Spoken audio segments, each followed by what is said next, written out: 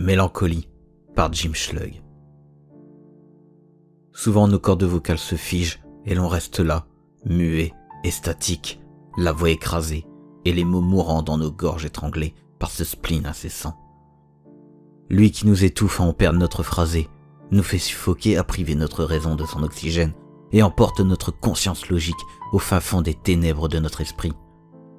Lui qui participe à nous éloigner de ceux qui nous sont proches, lui qui nous malmène sans raison, nous l'aimons autant que nous le détestons.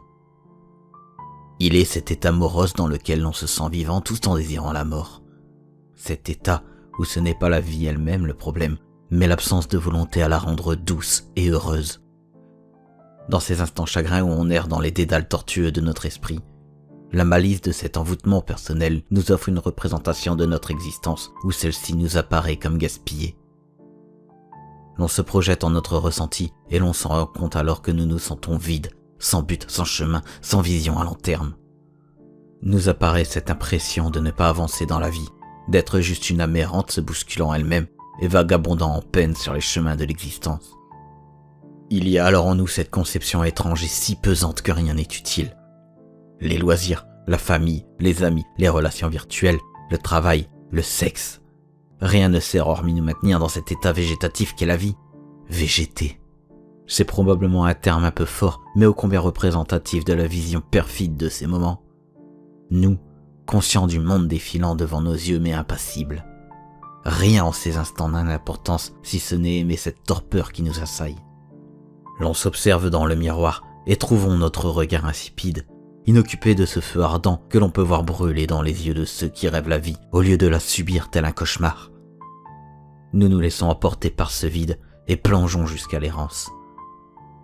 Les gestes deviennent automatiques, les tâches obligatoires, et la saveur du labeur n'a de goût que celui de l'amertume. Certes, la plupart de ceux qui nous entourent ne savent distinguer à quel point nous nous enfonçons, mais bien souvent, des ténèbres jaillit un clown, au moins aussi tristement misérable que nous, mais sachant avec habileté jouer de son nez rouge et ses rires guillerés pour tromper la vigilance.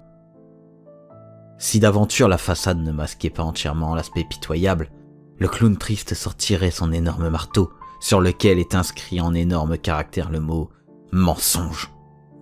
Cette arme redoutable, pour qui sait la manier, permet à coup presque sûr d'éloigner les quelques irréductibles, ne se laissant guère duper par quelques pitreries.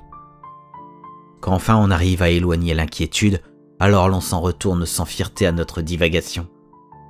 Elle qui se fait pressante en permanence, elle qui depuis toujours nous accompagne, nous la détestons, et pourtant nous lui vouons un véritable culte. Elle qui se fait le moteur de notre créativité lugubre, l'illusion parfaite que le bonheur nous rend moins inventifs dans l'art que la noirceur tapissant notre esprit. Elle sait se faire aussi désirable que la succube et nous happe à la moindre secousse. Il lui en faut si peu pour bouleverser un moment de plénitude ou un instant de joie. Elle connaît notre caractère et se nourrit de nos rancœurs, nos colères, nos non-dits.